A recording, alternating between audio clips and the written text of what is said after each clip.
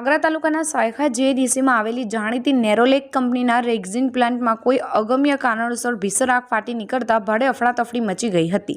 આગ એટલી વિકરાળ હતી કે તેના ધુમાડાના ગોટે ગોટા દૂર દૂર સુધી જોઈ શકાતા હતા, જેના કારણે આસપાસની કંપનીઓમાં પણ ગભરાટ ફેલાયો હતો।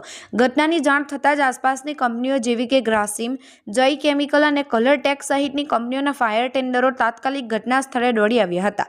કુલ 8 જેટલા ફાયર ટેન્ડરોએ ભારે જહેમત ઉઠાવીને આગ પર કાબુ મેળવવાના પ્રયાસો કર્યા હતા। કલાકોની મહેનત બાદ આગ પર સંપૂર્ણ કાબુ મેળવવામાં આવ્યો હતો। સદનસીબે આ ઘટનામાં કોઈ પણ પ્રકારની જાનહાનિ થઈ ન હતી। આગ લાગવાના ચોક્કસ કારણ અંગે હાલ કોઈ માહિતી ઉપલબ્ધ નથી। ઘટનાની જાણ થતાં જ વાગરા મામલતદાર અને પોલીસ વિભાગ પણ સ્થળ પર પહોંચી ગયા હતા। પોલીસ અને ફાયર વિભાગ દ્વારા આગ લાગવાના કારણોની તપાસ શરૂ કરવામાં આવી છે। તપાસ પૂર્ણ થયા બાદ જ આગ પાછળનું સાચું કારણ બહાર આવશે। આ ઘટનાએ જીઆઈડીસી વિસ્તારમાં ઔદ્યોગિક સલામતીના પગલે અને ફાયર સેફટીના નિયમોના પાલન અંગે ફરી એકવાર સવાલો ઊભા કર્યા છે। ઉલ્લેખનીય છે કે નેરોલેક પેન્ટ્સ કંપનીમાં લાગેલી ભીષણ આગને પગલે અનેક ગંભીર સવાલો ઊભા થયા છે। આગ પર કાબુ મેળવવાના આવેલા ફાયર ફાઇટર્સ અને પોલીસને પણ કંપનીના પ્રોટોકોલના નામે બહાર રોકી રાખવામાં આવ્યા હોવાનો આઘાતજનક ખુલાસો થયો છે, જેણે આ ઘટના પાછળ કોઈ મોટા ષડયંત્રની આશંકાઓને વધુ મજબૂત બનાવી છે। ભરૂચ જિલ્લા યુવા કોંગ્રેસના પ્રમુખ પદના ઉમેદવાર ઇમ્તિયાઝ પટેલ દ્વારા આપવામાં આવેલી માહિતી મુજબ આગની ઘટના બાદ સ્થળ પર પહોંચતા તેમને ચોંકાવનારી વિગતો પ્રાપ્ત થઈ હતી। તેમણે જણાવ્યું કે કંપનીની બેદરકારી અને સત્તાવાળોની લાપરવાહી સ્પષ્ટ દેખાઈ રહી છે। સૌથી મોટો મુદ્દો એ છે કે કંપનીના ગેટ પર ફાયર વિભાગ અને પોલીસને પણ અંદર પ્રવેશવા દેવામાં આવ્યા ન હતા, જેનાથી આગ પર કાબુ મેળવવામાં વિલંબ થયો અને નુકસાની વધી હોવાનું અનુમાન છે। આગની ઘટનાએ વિલાયત જીઆઈડીસીના રસ્તાઓની દયનીય હાલત પણ ખુલ્લી પાડી છે। ઇમ્તિયાઝ પટેલે જણાવ્યું કે જીઆઈડીસીના રસ્તાઓ પર ઠેર ઠેર પડેલા મોટા ખાડાઓને કારણે ફાયર ટેન્ડરો સમયસર ઘટના સ્થળે પહોંચી શક્યા ન હતા, જેના કારણે આગ વધુ વિકરાળ બની હતી। આ પરિસ્થિતિ ભરૂચ જિલ્લા ઔદ્યોગિક સલામતી વિભાગ અને ચૂંટાયેલા પ્રતિનિધિઓની બેદરકારી દર્શાવે છે। ઇમ્તિયાઝ પટેલે કંપનીના પ્રોટોકોલ પર સવાલ ઉઠાવ્યા છે। તેમણે કહ્યું કે કોઈ મોટી દુર્ઘટના બને અને કંપનીના અંદર એક પણ વ્યક્તિને નુકસાન ન થાય તે વાત માનવામાં આવતી નથી। તેમણે આક્ષેપ કર્યો કે આગ લાગવાના સમયે તમામ કર્મચારીઓ કેન્ટીનમાં હતા અને સુરક્ષિત હોવાનું કંપની દ્વારા જણાવાયું છે।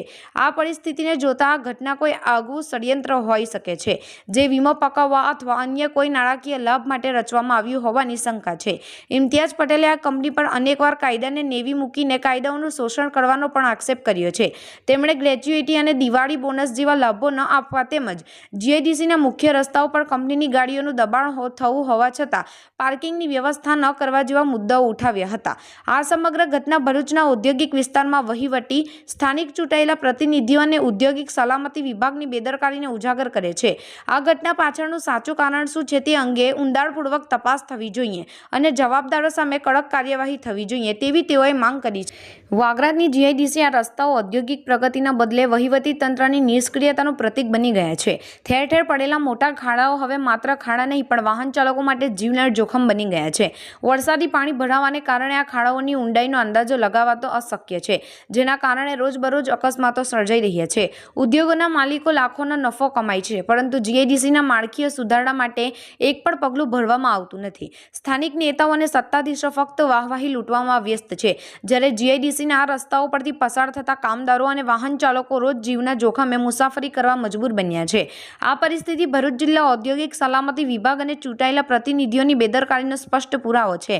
જ્યારે પણ કોઈ કટોકટી સર્જાય છે ત્યારે ઇમરજન્સી સેવાઓનો તાત્કાલિક સ્થળ પર પહોંચવું અત્યંત આવશ્યક હોય છે, પરંતુ જીઆઈડીસીના આ ખખડધજ રસ્તાઓ અને એમ્બ્યુલન્સ કે ફાયર ટેન્ડર જેવા વાહનો પણ સમયસર પહોંચી શકતા નથી।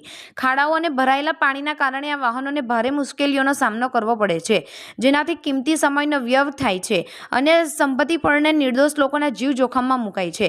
આ પરિસ્થિતિ માત્ર બેદરકારી નથી, પરંતુ સત્તાવાળાઓની લાપરવાહી અને ભ્રષ્ટાચારનું પ્રતિબિંબ છે, જે લોકોના જીવની કિંમતે પણ અવગણી રહ્યા છે।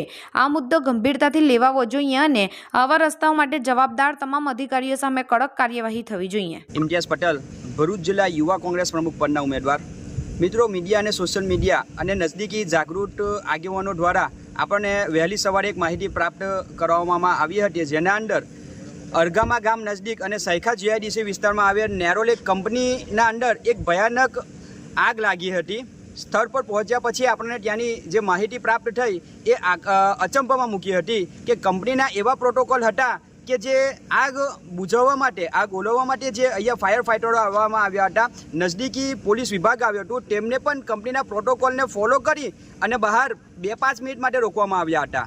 અને મુખ્ય જો રજૂઆત કરું તો વિલાયત જીઆઈડીસીના અંદર આપ રોડ રસ્તાઓ જોઈ શકો છો, કેટલા ખરાબ રસ્તા હતા, જેના કારણે જે ફાયર ફાઇટરો પહોંચ્યા હતા એ વિલંબથી પહોંચ્યા હતા. મુખ્ય રજૂઆત એ છે કે આ કંપની બેજવાબદાર છે, કારણ કે અનેકવાર આ કંપની દ્વારા કાયદાને નેવે મૂકીને વર્કરોનું શોષણ કરવામાં આવ્યું છે. અને આપ મારા ભૂતકાળમાં જોઈ શકો છો કે આ કંપની દ્વારા શોષણ કરવા માટે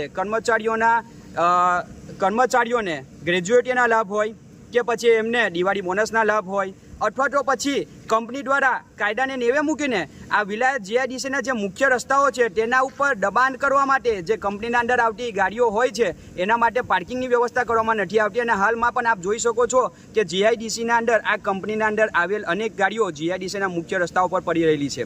તો વહીવટી તંત્ર, નજદીકી ચૂંટાયેલા પ્રતિનિધિઓ, તાલુકા પંચાયતના હોય, જિલ્લા પંચાયતના હોય અને નજદીકી ગ્રામ પંચાયતના જે આગેવાનો છે, સરપંચ છે, હોદ્દેદારો છે, તેમની અને ભરૂચ જિલ્લા ઔદ્યોગિક સલામતી વિભાગની કોઈ પણ પ્રકારની બેદરકારી બહાર આવી રહી હોય એમ અમને લાગી રહ્યું છે. અને કંપની દ્વારા આ ષડયંત્ર કોઈ પણ પ્રકારનું અગત્યથી પ્લાનિંગ યોજેલું હોય એવું અમને જણાઈ રહ્યું છે, કારણ કે કોઈક અકસ્માત બને અને કંપનીના અંદર એક પણ વ્યક્તિને નુકસાન ના થાય એ માનવામાં નથી આવતું. અને કંપની દ્વારા અને નજદીકી પંચાયત દ્વારા અમને માહિતી રિપોર્ટ આપવામાં આવ્યું છે કે જે પણ કર્મચારીઓ હતા તે કર્મચારીઓ આગ લાગવાના સમયે કેન્ટીનના અંદર હતા અને તેના તમામ કર્મચારીઓ હાલ સુરક્ષિત છે. તો અમને એવું લાગી રહ્યું છે કે જીએસટી જે ઓછું કરવામાં આવ્યું છે અથવા તો કંઈક ને કોઈક રીતે વીમો પકાવવા માટેનું આ કંપની દ્વારા આગવું ષડયંત્ર રચીને પોતાના લોભ અને પોતાનો બચાવ થઈ રહ્યો છે.